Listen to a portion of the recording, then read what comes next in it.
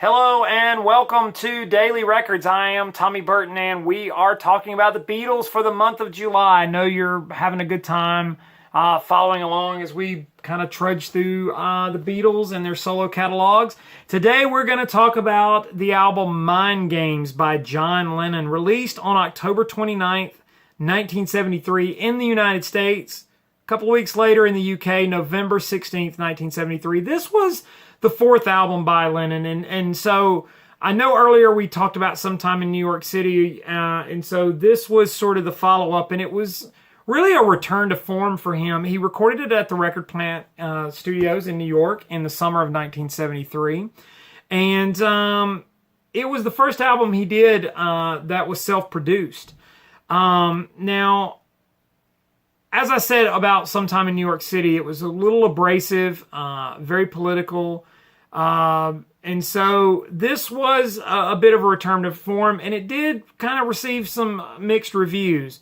Now, the album was recorded during a long battle Lennon was having with the United States immigration, and it was also recorded kind of at the beginning of his separation from Yoko Ono that lasted for 18 months. It was, a lot of people call that the lost weekend.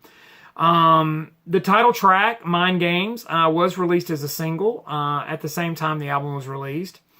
And it's gone on to sort of reach a little bit of some critical reevaluation, whereas the reviews were a little mixed upon release.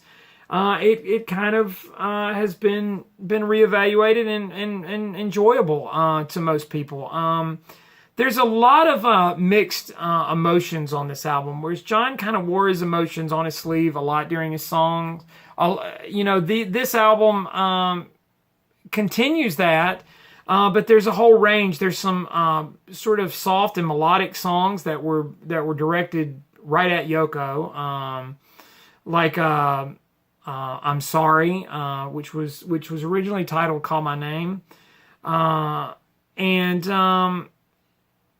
it's like he's offering comfort in the original song Call My Name, and in the final version, in this version, he's asking for forgiveness. One Day at a Time, John is talking about his devotion. Out of the Blue is another beautiful love song directed at his wife.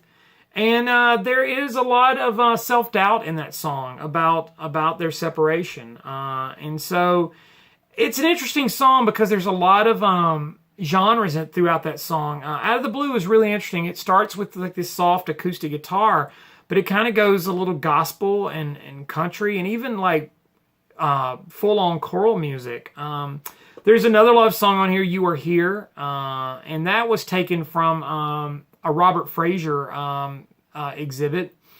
And like a lot of things with Lennon, I mean, the songs kind of floated around and went through several incarnations.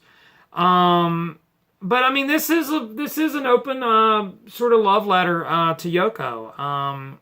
Mind Games, the title track, has this Love is the Answer refrain in there, and also there is the Make Love Not War in it, and it's probably of a lot of Lennon's solo stuff. Mind Games is very close to what he was doing with the Beatles. He kind of started working on this back during the Get Back sessions, and the song was called Make Love Not War, and then he retooled it. There's quite a bit of interesting material here, and it holds up. It's a pleasant album, and it works very well. As a Lennon solo album, it's a solid effort, and I quite like this album. It's enjoyable. So today's Daily Record, Mind Games, by John Lennon. Like, comment, subscribe, share, follow me on Instagram and Twitter. It's TommyBurton75. Love to hear from you guys. In the meantime, I will see you all again tomorrow with another Daily Record.